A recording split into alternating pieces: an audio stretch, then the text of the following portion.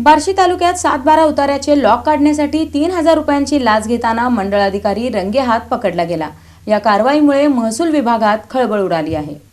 7-12 उतार्याचे lock काढण्यासाठी बार्शी तालुक्यातील तहसील कार्यालयाशी संबंधित मंडळ अधिकारी 3,000 रुपयांची लाच घेताना पकडला गेला। मंगळवार दिनांक 28 एप्रिल 2026 रोजी दुपारी ही कारवाई करण्यात आली। हेमंत चंद्रकांत फुलारी वय 53 असे लाच घेतलेल्या लोकसेवकाचे नाव आहे। तक्रारदाराने त्यांच्या आजीच्या नावे असलेल्या शेतजमिनीच्या 7-12 उतार्यावर वारस नोंद करण्यासाठी अर्ज दिला होता। त्या नोंदीला प्रमाणित करून 7-12 उतार्याचे लॉक काढून देण्यासाठी आरोपी फुलारी यांनी 3,000 रुपयांची लाच मागितली। तक्रारदाराने याबाबत लाचलुचपत विभागाकडे तक्रार दाखल केल्यानंतर 28 एप्रिल 2026 रोजी पडताळणी करण्यात आली। त्यानंतर त्याच दिवशी सापळा रचण्यात आला। पंचासमक्ष आरोपीने 3,000 रुपये स्वीकारताच एसीबी पथकाने त्याला ताब्यात घेतले। या प्रकरणी भ्रष्टाचार प्रतिबंधक कायदा कलम 7 अन्वये वैराग पोलीस ठाण्यात गुन्हा नोंद करण्याची प्रक्रिया सुरू आहे। ही कारवाई पोलीस अधीक्षक उपायुक्त शिरीष सरदेशपांडे, अप्पर पोलीस अधीक्षक अजित पाटील, पोलीस उपअधीक्षक प्रशांत चौगुले यांच्या मार्गदर्शनाखाली पार पडली। सापळा कारवाई पोलीस निरीक्षक शैलेश पवार व पोलीस निरीक्षक रवींद्र लामाते यांच्या पथकाने पूर्ण केली।